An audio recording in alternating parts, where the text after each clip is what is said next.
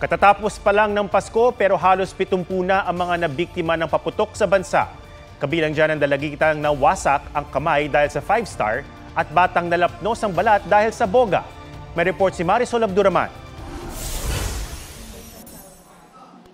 Hindi na raw uulit na magpaputok ang 13 gulang na dalagitang ito matapos masabugan ng 5-star kagabi. Wasak at putol ang ilang daliri ng kanyang kaliwang kamay.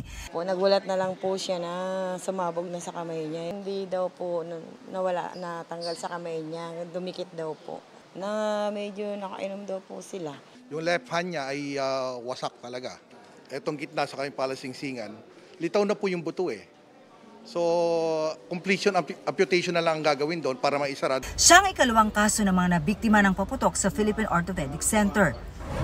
Nasabugan naman ang pinagbabawal na boga, ang 12 anyos na batang isinugod sa Tondo Medical Center.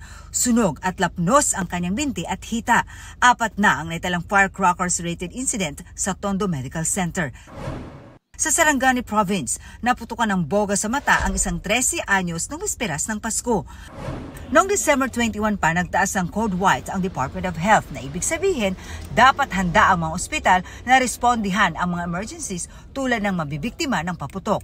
Sa tala ng DOH, 69 na ang mga naputukan as of 6 a.m. kanina mula December 22. Nangungunang sanhin ito, 5-star, piccolo at boga. Kaya isinusulong ng DOH ang absolute ban sa paputok.